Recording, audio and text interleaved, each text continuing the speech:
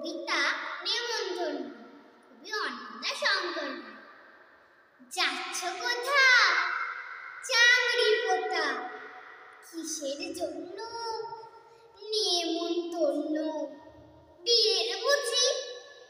না বাবুজি, কিসের তবে ভজন হবে?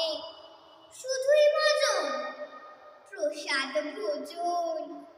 কেমন প্রসাদ? যা খেতে স্বাদ। কি খেতে চাও? ছানার পোলাও। ইচ্ছে কি আর? সরপুরিয়া।